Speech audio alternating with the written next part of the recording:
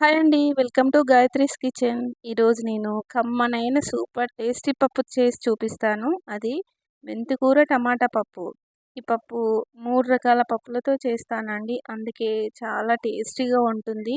అలాగే దీంట్లో మెంతికూర వేయడం వల్ల ఫ్లేవర్ మాత్రం సూపర్‌గా ఉంటుందండి. టమాటా మెంతికూర ఏసి చేస్తాను. ఈ పప్పు అన్నం, చపాతీ, పూరి అన్నింటిలోకి చాలా బావుంటుంది.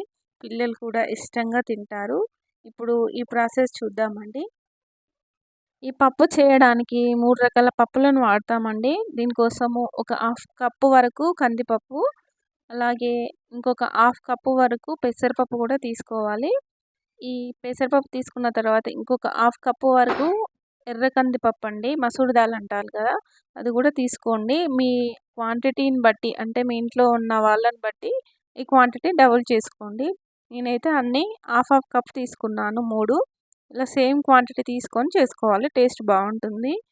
ఈ పప్పును తీసుకొని మంచిగా వాష్ చేసి పెట్టుకొని ఒక 10 నిమిషాల వరకు నానబెట్టుకోండి. ఇప్పుడు మెంతికూర అండి, చిన్న మెంతం కూర తీసుకున్నాను. ఇది కడిగి మంచిగా ఇలా పెట్టుకోండి కట్ చేసి. అలాగే ఒక 4 టమాటాలు, 4 పచ్చిమిర్చిలు, అలాగే ఉల్లిగడ్డ అన్నీ కట్ చేసి పెట్టుకోండి.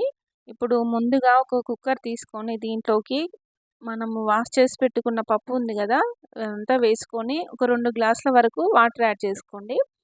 అంటే పప్పు ఉడకడానికి సరిపడా వాటర్ యాడ్ చేసుకోండి. అలాగే దీంట్లోకి ఒక స్పూన్ వరకు ఆయిల్ కూడా వేసుకొని ఈ ఉల్లిగడ్డ కట్ చేసి పెట్టుకున్న ఆనియన్స్ ముక్కలు ఉంటాయి కదా! అవి కూడా వేసుకోండి. అలాగే పచ్చిమిర్చి ముక్కలు, అలాగే టమాటా అన్నీ వేసుకోండి.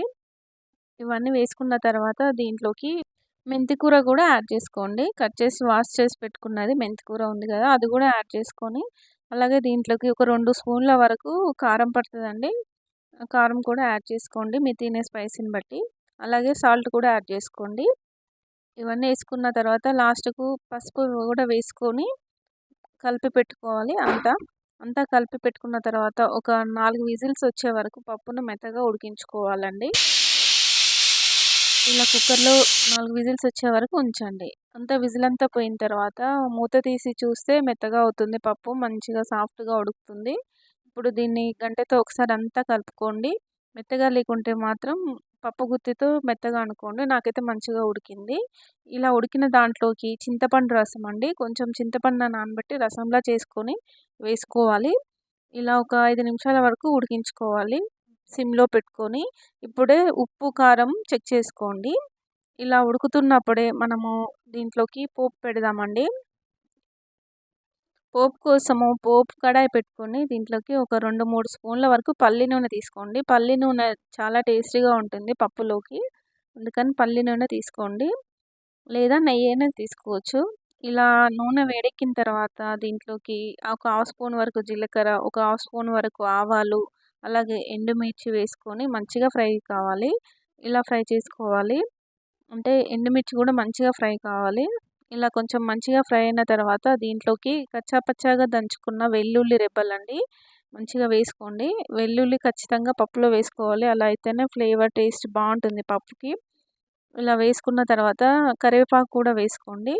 కరివేపాకు వేసుకొని ఒక పావు స్పూన్ వరకు ఇంగువ వేసుకోండి. ఇంగువ వేసుకోవడం వల్ల ఫ్లేవర్ బాగుంటుంది పప్పులో. అలాగే ఒక పావు స్పూన్ పసుపు కూడా వేసుకొని ఈ పోపుని మంచిగా అయిన తర్వాత దీన్ని పప్పులోకి వేసుకోండి. ఇలా వేసుకొని అంతా మంచిగా ఒకసారి కలపండి. ఇలా పోపు పెట్టుకున్న తర్వాత దీంట్లోకి కొంచెం కొత్తిమీర కూడా యాడ్ చేసుకోండి, బాగుంటుంది. కొత్తిమీర కూడా యాడ్ చేసుకొని అంతా మంచిగా కలిపేసుకోండి. అంతేనండి, ఎంతో టేస్టీగా ఉండే టమాటా మెంతికూర పప్పు రెడీగా ఉంది. చాలా బాగుంటుంది. మీరు నేను చెప్పిన విధంగా ఈ పప్పులన్నింటిని మూడింటిని కలిపి చేయండి. టేస్ట్ మాత్రం సూపర్‌గా ఉంటుంది. పిల్లలు కూడా చాలా ఇష్టంగా తింటారు. అందరికీ నచ్చుతుంది. మరియు ఈజీగా చేసుకోవచ్చండి ఈ పప్పు. చాలా త్వరగా అయిపోతుంది. 10 మినిట్స్‌లో అయిపోతుంది. మీకు ఈ రెసిపీ నచ్చినట్లయితే ప్లీజ్ లైక్ చేయండి, షేర్ చేయండి. అలాగే సబ్స్క్రైబ్ చేసుకోని వారు సబ్స్క్రైబ్ చేసుకొని పక్కనే ఉన్న బెల్ ఐకాన్‌పై నొక్కండి. అలా చేయడం వల్ల నా ప్రతి వీడియో మీకు నోటిఫికేషన్‌లో వస్తుంది. Thank you for watching Gayatri's kitchen.